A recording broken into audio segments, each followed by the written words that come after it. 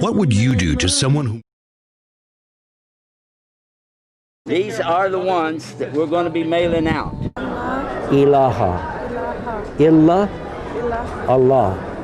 And I bear witness. That Muhammad. And that's right, we're right across the river from Palestine, as a matter of fact, here in Aqaba. The new moon, the Hilal, has been sighted for the month of Shawwal. When the adhan is called, it doesn't matter where you are. You go and you make your salah, alhamdulillah. Now, I think this is something that, inshallah ta'ala, we'll all be able to benefit from.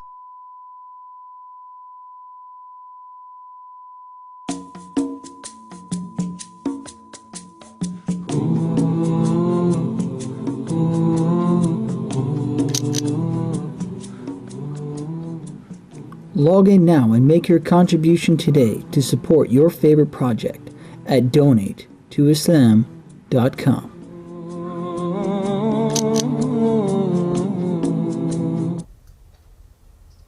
And here we are, almost live from Southern California.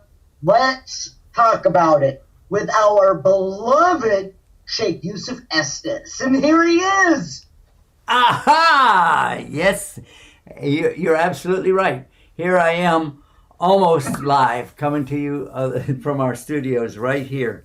Now, guys, we want to continue about last night's show. We were really going on a roll, and we had people calling in, and got to the point I couldn't even handle the calls, and then we had to wrap it all up. So let's get started real early tonight. If you would like to give us a call, you know the phone numbers, but I'll put them back up again so that everybody can see them. If you're here in the USA, call us at 1-800-971-4383.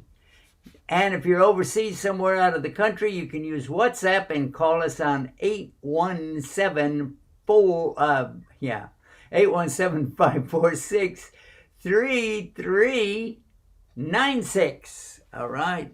That looks like a percentage sign at the end of it, doesn't it? Anyway, that's not a percentage sign. That is 96. All right? All right. Okay, you got that? I got another one here. I made a bunch of these, right? Yeah, is that easier for you to see? 1-800-971-4383.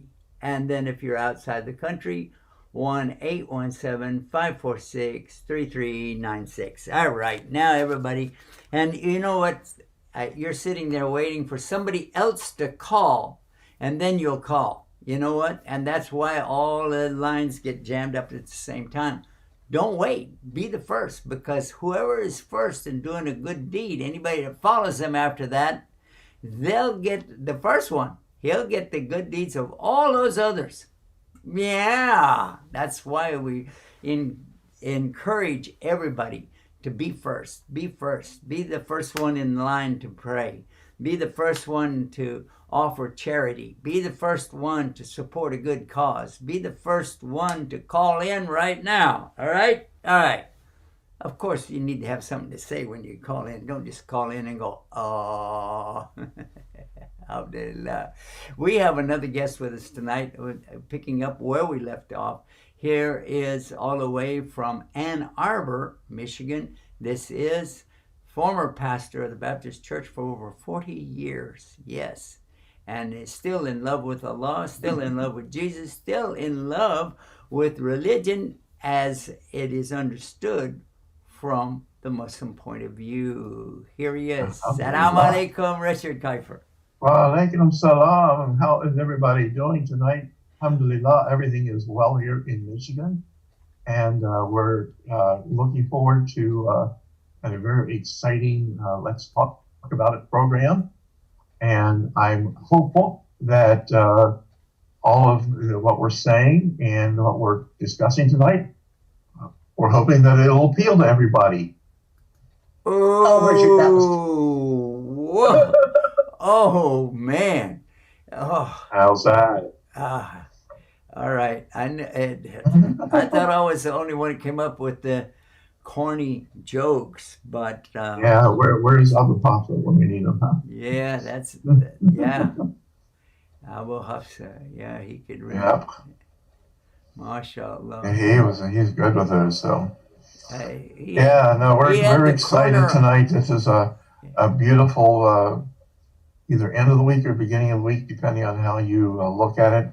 But Allah is the best of planners. We've had a crazy week in our country, but all is well as we understand exactly who's going to get us through all this.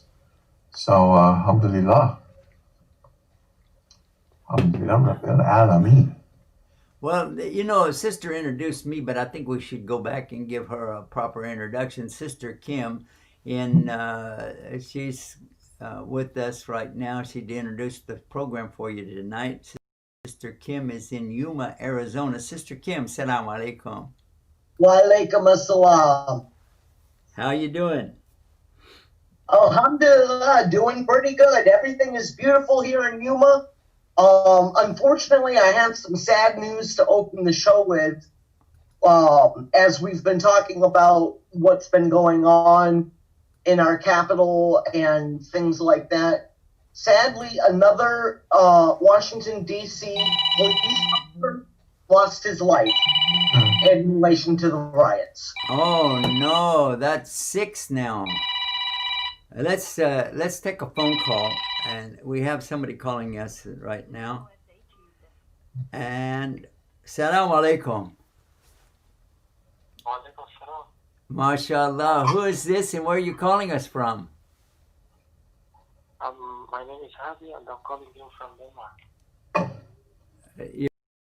Denmark. Your name is Hadi? Yes. And you're calling from? Denmark. Denmark! Oh, mashallah. How is everything in Denmark going? How is the virus over there? It is, I think it's like in the United States, but of course the numbers are less than the United States. It's only 5 million people, so of course it's less. It's all over the world. Yeah, you're right. It is all over the world. And that's very sad. For even, we're talking now about what happened just a few days ago on Wednesday, when an insurrection started out at the Capitol, and we had one death reported immediately. A lady was killed, then another, and now we're up to 6. 6 total people have died as a result of that, and even one is too much. But imagine now, and it looks like they're really laying the blame directly on our president. So that's why we've been going over the rights. We've been talking about the rights of individuals and the rights of government. And what we found out is that the pagans have only basically one right, and the pagans say that you have the right to do anything you want to do as long as you don't hurt anybody. That sounds very interesting, very general, and maybe a bit too simplified. But then we talked about the rights of the church, and we talked about the rights of the Constitution of the United States of America, the Bill of Rights. And I wanted to start out with that tonight, if you don't mind. Can we do that, or you've got something that you want to ask right away? Sheikh, I just have one simple question. Okay, go ahead, ask your question. Go ahead. Do you think that the Islamic countries these days, they are practicing Islam in the right way? Thank you. That's it. Okay, let's talk about that. That is a good subject for us to talk about. And the brother was asking the question, if I understood it correctly, do Islamic countries practice Islam in the right way? All right, that's a good question. We can get on that right away. Thank you. Thank you. Barakallah fiik. Yes, very good. Very, very, very good. Okay. Sister, have you ever visited any other countries beside the United States? I've only been to Ireland, and I was 15 years old when I went. All right. So you didn't see any Muslims while you were there, did you? No, I did not. My daughter and I spent, I don't know, maybe 10 days over there, and we had a chance to see a lot of Muslims. Of course, I was doing Muslim events, so that I found the people there to be very patient. Amazing, amazing, because we were 3 hours late for our gathering. And I said, well, I might as well just go to the hotel because there won't be anybody there. And when we got there, there was a huge crowd. The brothers were telling me on the phone, no, come. Everybody's here. They're waiting. I said, after 3 hours? But what they had done was showing videos of me from YouTube to keep everybody there. And the crowd was so thick, we could hardly get through there to go in and do the program. It was really an amazing opportunity for me, because I learned that Muslims in that particular country could be so patient,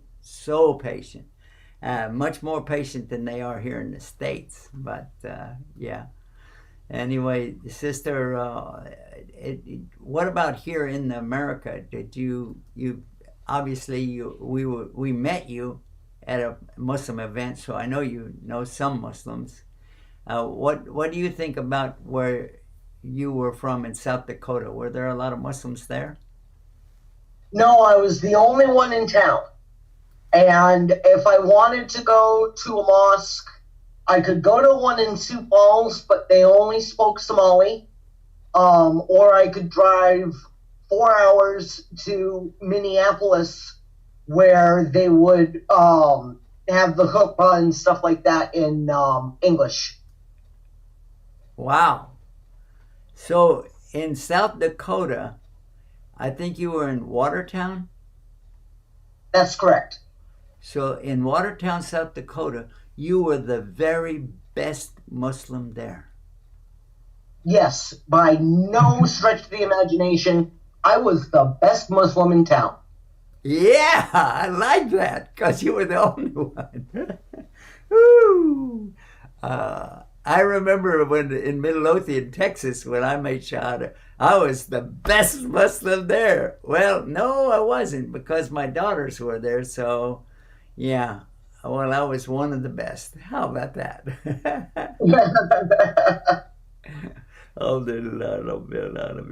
Okay, well, let's ask Richard. Richard, we're going to ask you a question. Now, have you visited other countries in your life, different countries? Yes, indeed. I crossed the bridge into Canada and back. Many times? Yeah. Oh, yeah.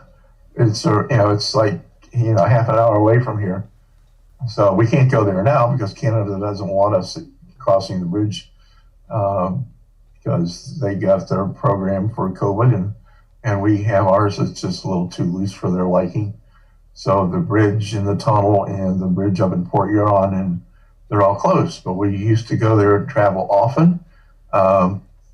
The American money went a little further in Canada, and they measured gas by the liter rather than the gallon, so you got a little bit better bargain there.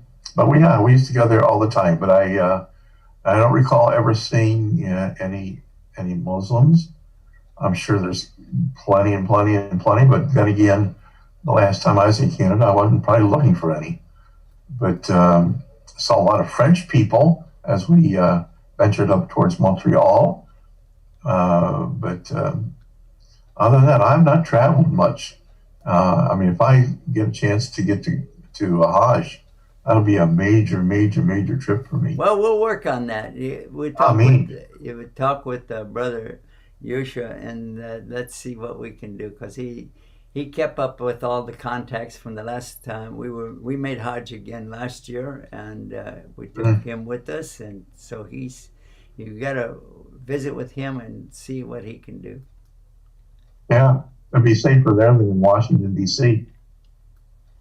Well, the best part about it is that I think that if they continue the practice, they won't even let anybody go there if it's dangerous for the virus.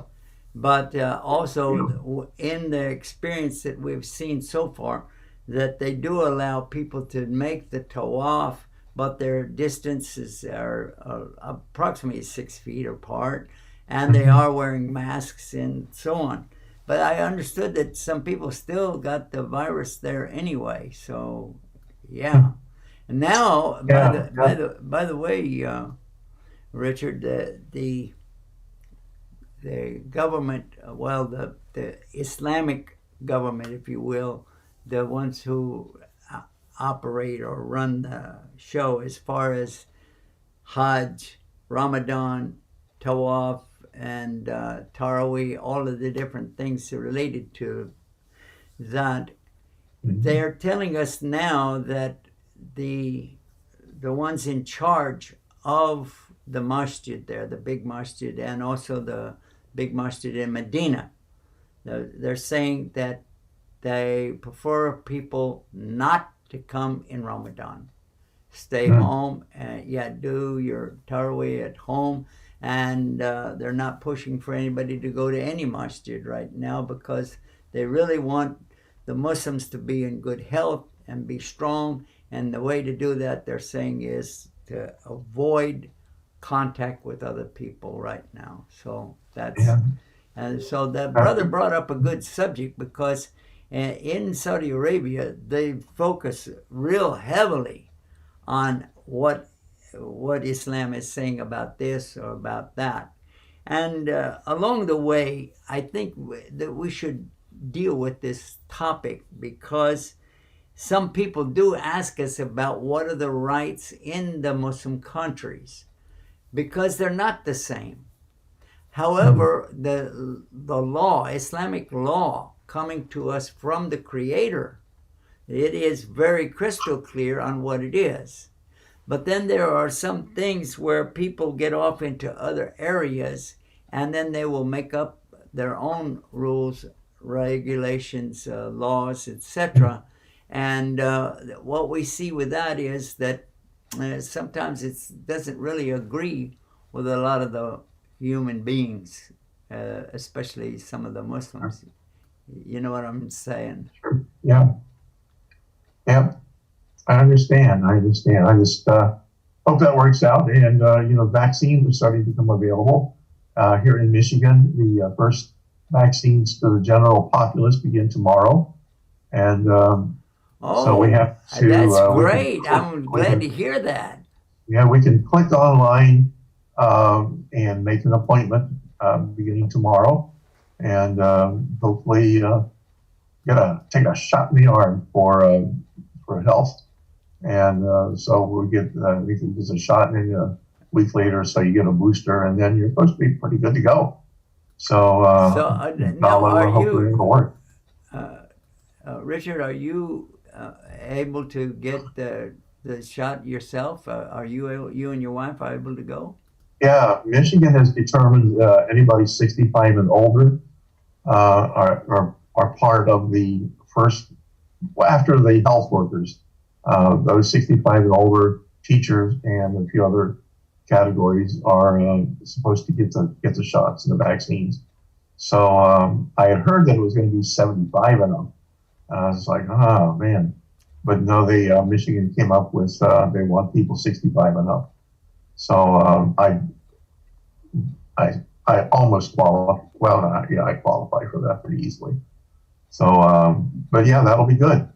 And people start lining up, getting vaccines, and hopefully these numbers will start to dissipate as we get on and more people get it. It's kind of the doctor was kind of explaining to me, it's kind of like a herd thing. The more shot, the more protection you have. And so hopefully, inshallah, maybe by summer, might start to kind of even out here. Okay, well, that's good. Well, let's find out real quick from Sister what's going on over there in Arizona, our next door neighbor. Sister Kim, salam alaikum. Wa alaikum assalam. Over here, they are still focusing on healthcare workers and people who are in assisted living facilities. both the employees and the residents. The rollout of vaccine has been fairly slow, but slow and steady wins the race, and they keep pushing forward with it. Well, that sounds good. Now, as far as the question about countries practicing real Islam, I would like to provide some kind of an answer for our brother and for all of us. This is a general statement, and of course, Allahu Alam. We always say that Allah knows best. And then following that, we say, Bismillah, Alhamdulillah, wa salatu wa salam ala Rasulullah. We acknowledge there's only one God, and that He is the only one worthy of our worship, and that Muhammad sallallahu alaihi wasallam, peace and blessing be upon him, is the last and final messenger. Now, when you ask the question that way, the obvious thing is that countries are comprised of people. And so you can't say a country practices Islam the right way, because it doesn't make any sense. A country is in itself a formed entity like a corporation. So if you're asking about do the people follow Islam, that again, there's a difference between rulership and those who are being ruled. So if you're asking, do all of the people practice Islam the right way, I guarantee you there's no country on the planet where you can say that everybody's following the right way, because that would be facetious. However, now let's come to what probably is intended by the question. What country is following Islam the right way? If, believe it or not, if you know about this thing called the Constitution of the United States, and the first 10 amendments to it, you will be surprised to find that this is the document right here that people should pay attention in the English non-Muslim world. This is as close as you're going to get in the English non-Muslim world. Seriously. Because, listen to what it says. The very first, I'll read that to you. Look at it. Think about this. It says, the First Amendment to the Constitution of the United States. Congress, that means all of the political leaders for the whole entire country. Congress shall make no law with respect to an establishment of religion, or prohibiting the free exercise thereof, or abridging the freedom of speech, or of the press, or the right of the people to peacefully assemble and to petition the government for a redress of grievances. Now, all of that applies very heavily to the events that took place on Wednesday, because, now listen carefully, I'm not choosing up sides, I'm just telling you the Constitution guarantees this First Amendment right here, this First Amendment, which was ratified immediately after the first Congress that they had. They introduced this Bill of Rights, and they want to know what rights are we going to accept, and this is the first one. The first and foremost one is regarding religion. The second one deals with the military. The third one talks about the military. And then the fourth one is talking about people to be secure in their persons. In other words, when you're walking around, the government can't come up to you and tell you, turn out your pockets, let me see what you got there, without having some reason. They can't just arbitrarily just say, point to this guy, point to that guy, and that lady over there, and just, I want to go through your purse. So that's what it means by in person. Then it goes on, secure in their persons, in their houses, in their papers, and effects against unreasonable searches. Paper doesn't want to turn. And seizures. search and seizure. No, you can't do that without. And it says it shall not be violated, and no warrant shall be issued, like a warrant for your arrest, except on probable cause, supported by oath or affirmation, and particularly describing the place to be searched and the persons or things to be seized. Yeah, that is exactly the same laws that we hear about when the TV shows are saying about somebody who is under arrest. You have the right to remain silent, the right to an attorney, etc.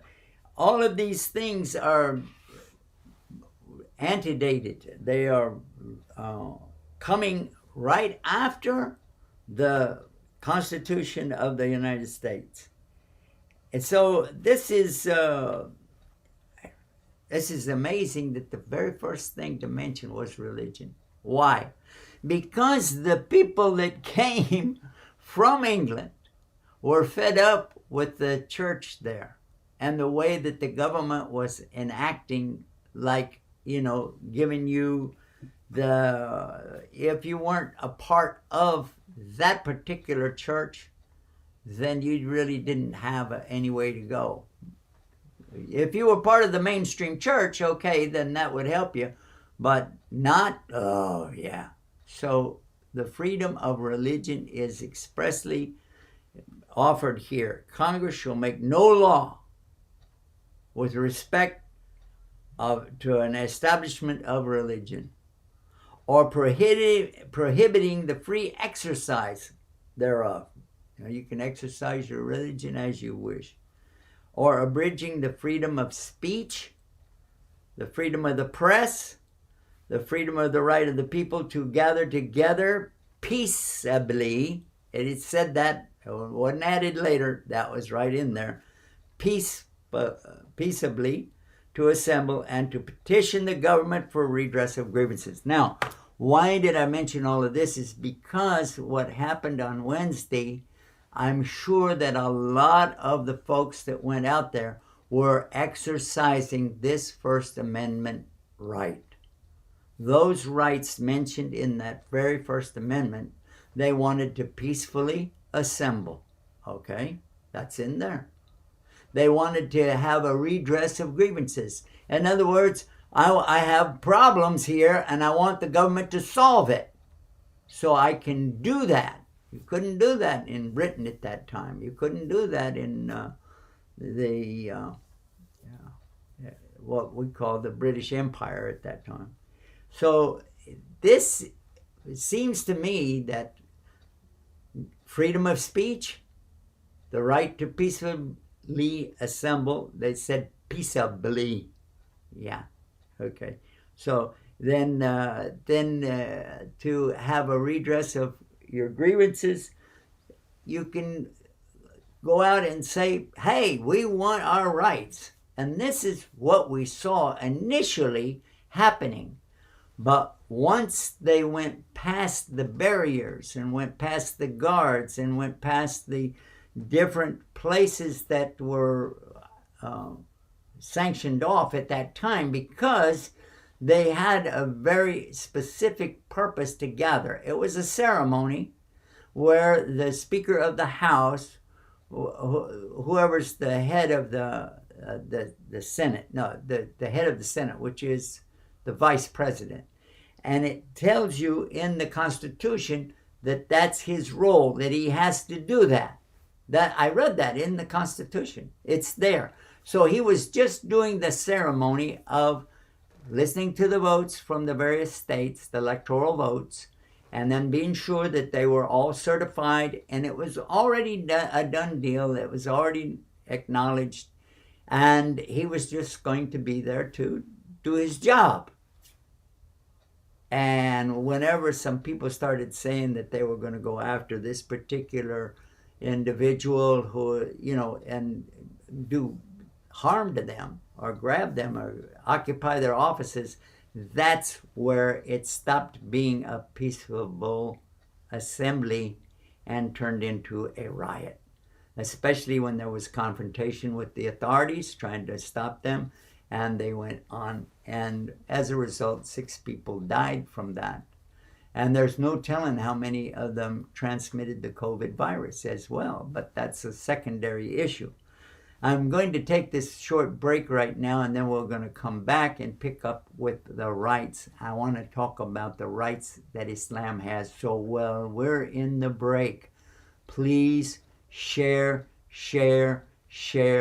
this particular program, because we're going to be talking about the rights of Islam. And when you hear about this, I think it will answer the question that the brother called in for, and also answer some future questions that other people might mistakenly believe some fake news about, but we want to clarify all of this. Okay, so stay tuned, stay guided, and remember, share. You're watching The Newsroom, Islam Newsroom. The news you want, when you want it, from the Islamic perspective. Now we have some websites, alhamdulillah. Assalamu alaikum. Who is Allah? Maybe we'll even see somebody enter into Islam. Excuse me, do you believe in God? Why do we call him Allah? One more time, everyone. Okay, good. These are the ones that we're going to be mailing out. Ilaha. Illa. Allah. And I bear witness that Muhammad. And that's right, we're right across the river from Palestine, as a matter of fact, here in Aqaba. The new moon, the Hilal, has been sighted for the month of Shawwal. When the adhan is called, it doesn't matter where you are. You go and you make your salah, alhamdulillah. Now, I think this is something that inshallah ta'ala will all be able to benefit from.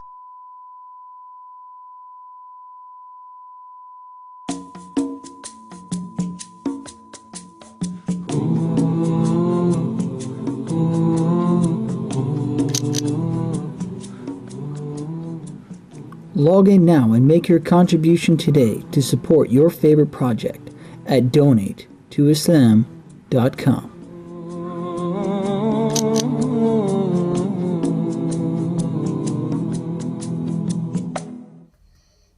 All right, you saw that it said support, how you can click on that, and you go to the website Donate to Islam. That's absolutely true. But we also have the same thing, Donate Islam. So you don't have to put the 2 in there if you don't want to. DonateIslam.com or DonateToIslam.com. Up to you. But you're going to get the rewards for keeping on the only voice that we have going out over the air, all over the United States and Canada. So, yes, definitely you're going to get a lot of rewards from Allah, inshallah. Inshallah. Now, we wanted to talk a little bit about this idea when we're saying about rights. What is the rights in Islam, and how can I find out more about this? All right, the first thing I would like to encourage everybody to do is to go to our website, and I'm going to put it up here for you to check out, and it's called shakegoogle.com. All right? Yeah, I know, that sounds like a joke, but it's not. That is a website. It's a search engine, and it's powered by Google. Yes, it is.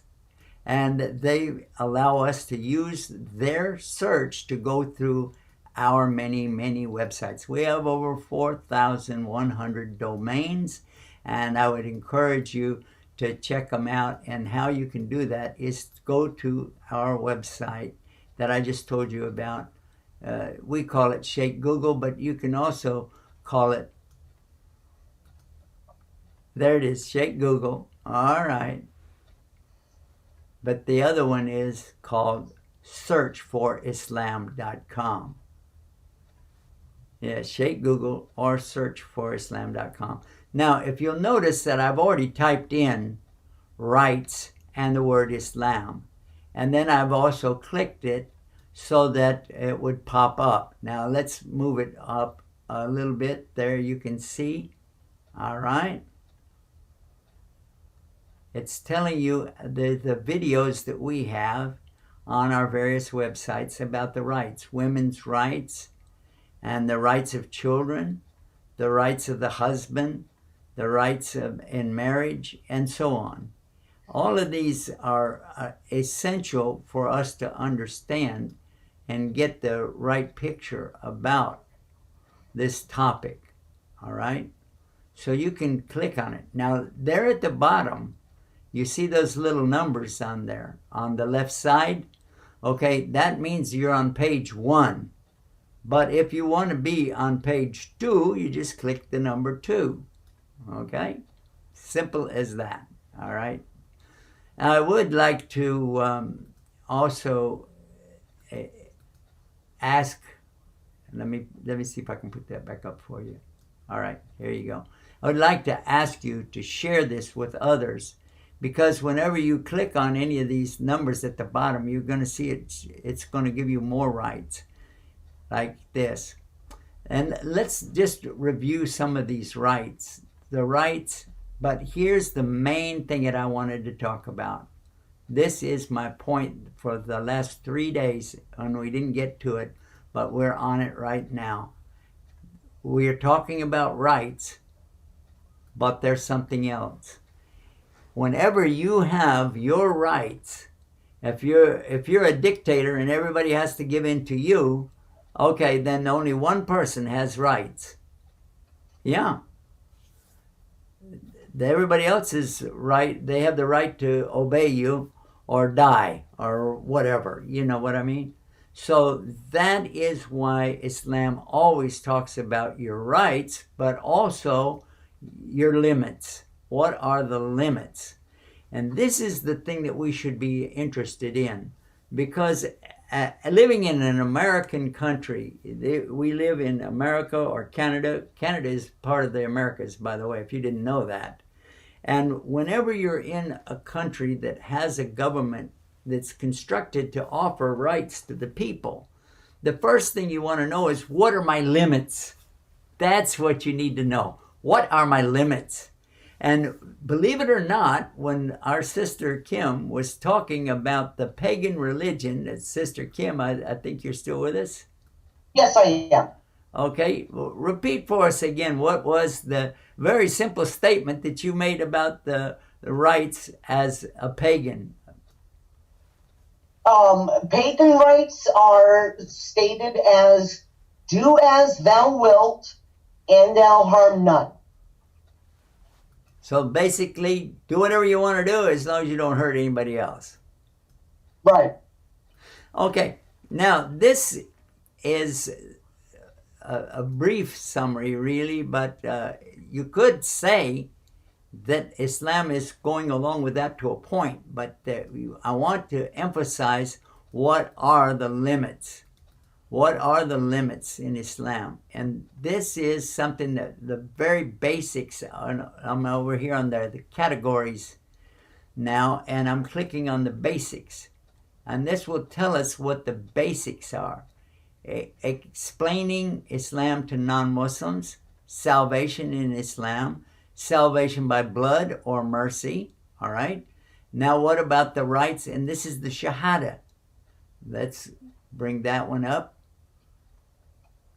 And it's talking about my particular Shahada, because that's how we started that website. We started with a website in 1998, the very beginning of 1998. 97, we were using other websites, commercial websites like whatever. Anyway, so that's one of the first things we put up was, what about coming into Islam? You want to know? And then why do people in Islam, people in the West, why do they accept Islam? Then what's the rights and limits? Now let's click on that one. All right.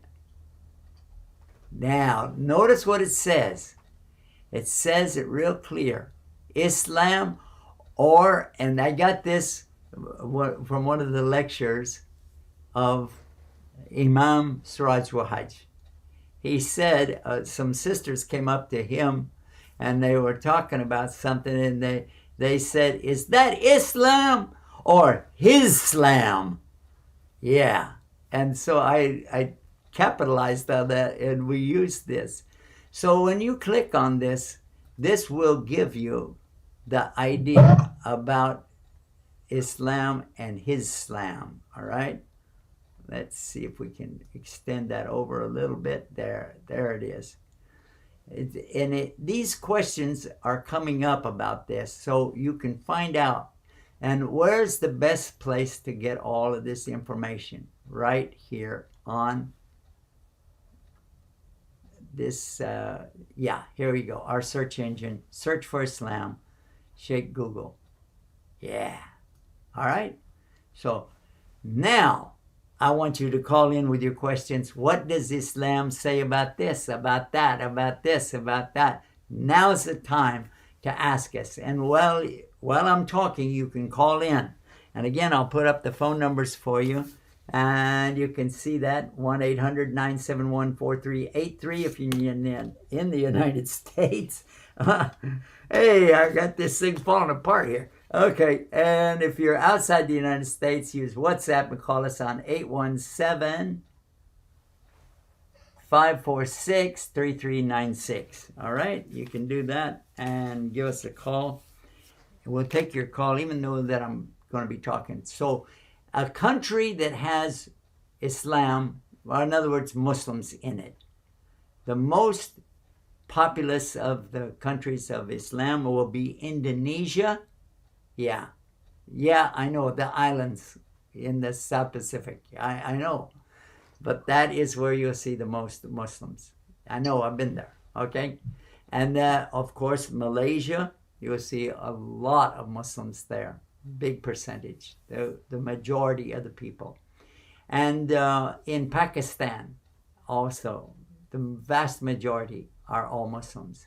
And if you visit in Saudi Arabia, it's not, the percentage there is not as high Muslim versus non-Muslim as it is in Pakistan. And another place that you might visit, and I hope you do, is the United Arab Emirates. An amazing place. But the non-Muslims outnumber the Muslims there. Yeah. And the reason, because they have so many guests that come over, tourists that come over, workers who are there building things for them, and also those who are the servants in their homes that are not Muslims. And these people, and we've seen some of the examples on the videos on YouTube, these people that work there, many of them don't want to go back to their countries because they said this is better. And they're not Muslims. They say, I love this. I love hearing the adhan. And now, speaking of that, I remember that one of the famous actors, Liam Neeson, was in Turkey, and he was in love with the adhan. He loved hearing it being called all the time. And he actually explored, went into the various masajid there, mosques, and when he was there, he asked questions, and he was, some people said that they saw him do salah, I don't know. But there is a good example, a very good example. Also, Morgan Freeman was very much impressed with the adhan, and he wanted to make the adhan, and he did that. And that's on one of our videos that you can see on our website called Tube Islam. We have Tube Islam. You can go there and get all this information. But remember, the easiest place to go is sheikhgoogle.com, because sheikhgoogle.com or searchforislam.com, either one of those, these are the easiest way to get through all of our websites. Yeah, whatever you're looking for, just go there, type it in, and this will open up so many pages for you. We did it that way on purpose because we want to make it easy for you to be able to get whatever you're looking for. So one whole website just to give you your choices. Yeah. And another whole website for you to use to share Islam with other people. And what's the name of that one? Well, let's ask our Sheikh Google. We'll just go here and type in shareislam.com. Well, that is what it is. But so it says share Islam. Okay, look what the first thing is. Sharing the message of Islam, and that is the name of the website, shareislam.com. Look how easy this is. And when it pops up, now look at this. All right, what is going on here? So we can click on this, or we can click the arrows to the side and make it turn. And we can find many choices of things that here. Let's suppose I would like to know about the Bible. Somebody called and asked us about the Bible the other day. I think, let's just do one step at a time. There we go. And it says the Bible. We can explore it right there. Just click on this and it will take us to that website to talk about the Bible. And then we can click back and it will take us right back there again. Suppose we'd like to ask a question about science in Islam. There you go. What about women's rights? Oh, yeah. Now, that's a big subject right there. An entire website just for the ladies. Oh, yeah. So this is Islam's women. And listen to this. Answer the harsh questions. Why are they oppressed? Why do they cover up? Do Muslim men beat their wives, forced marriages, child brides? What are the rights for Islam's women?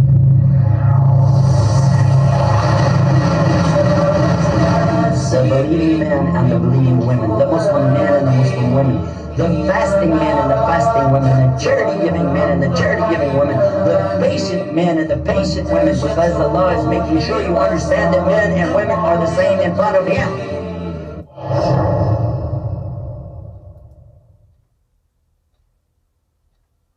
Wow. I think I know that guy.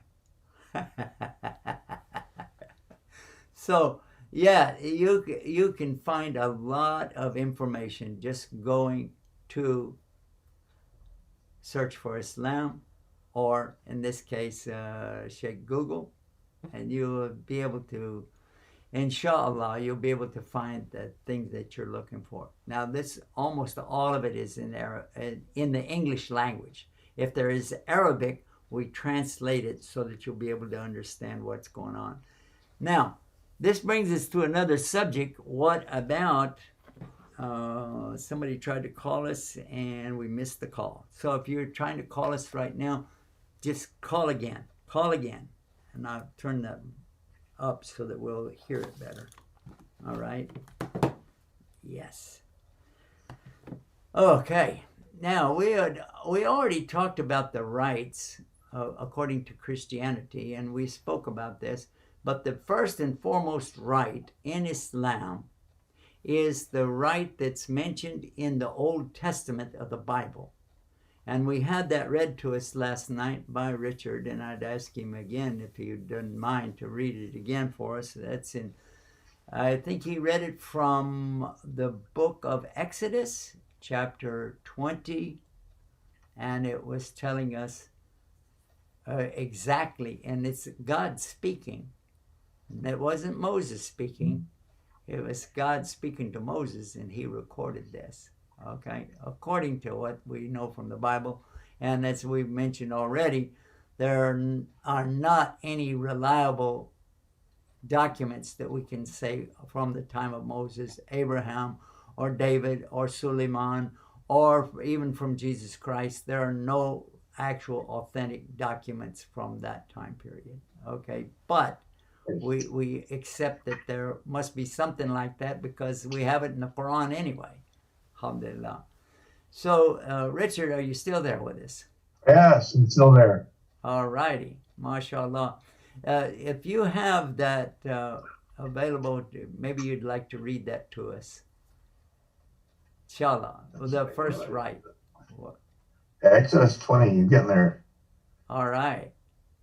So, turning the leaves of the pages here, the rustling of the leaves. And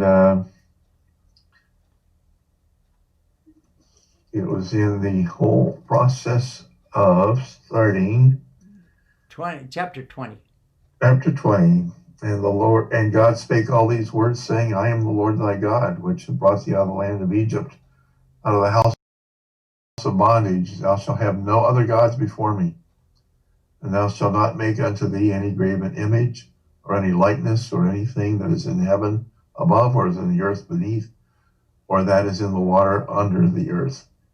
Thou shalt not bow down thyself to them, nor serve them. For I, the Lord thy God, am a jealous God, visiting the iniquity of the fathers upon the children unto the third and fourth generation of them that hate me, and showing mercy unto thousands of them that love me and keep my commandments.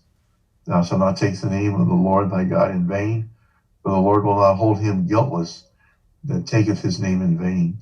Remember the Sabbath day to keep it holy.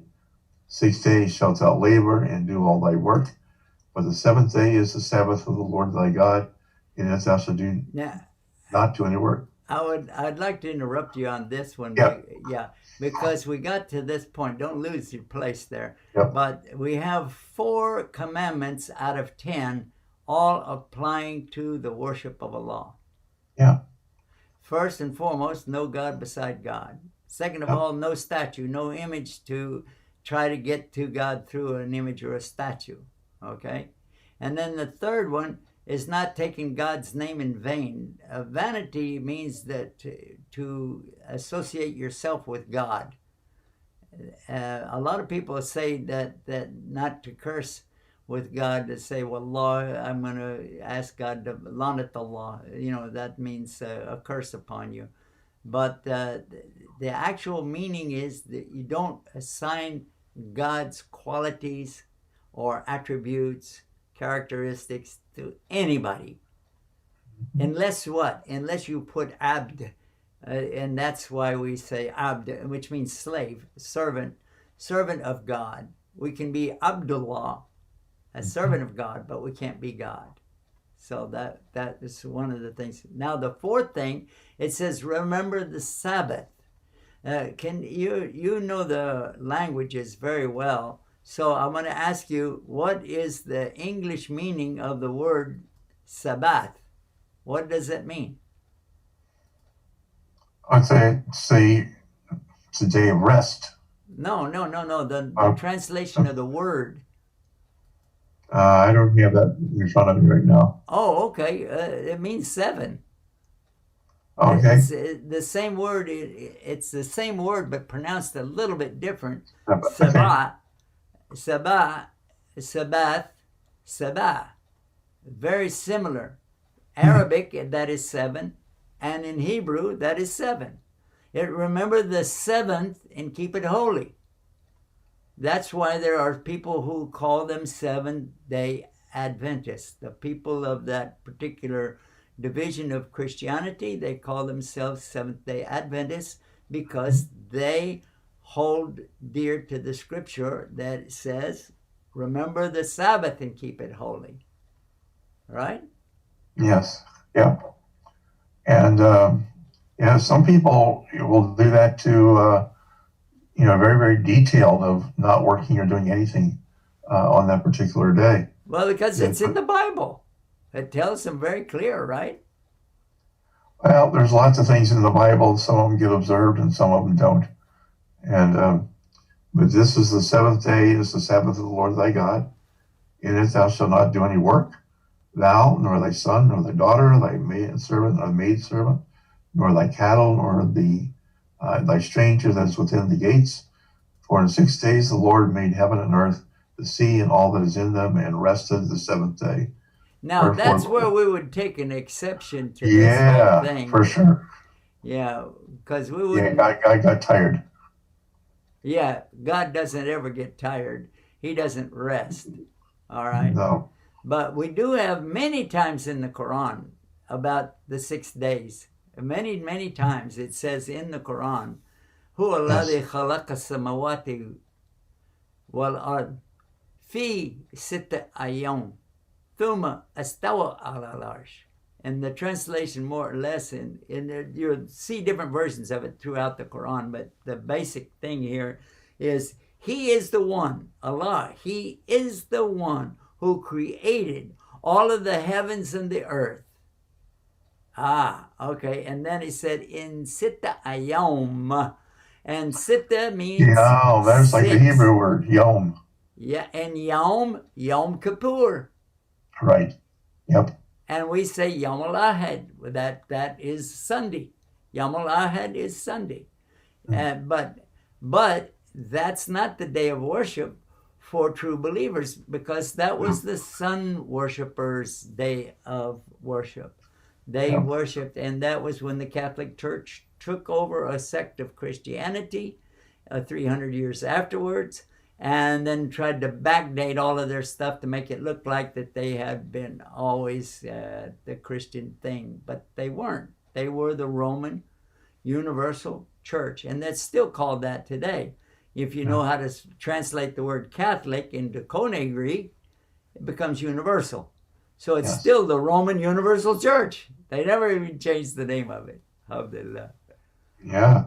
Nothing and to do yet with rested on the Christianity. seventh day.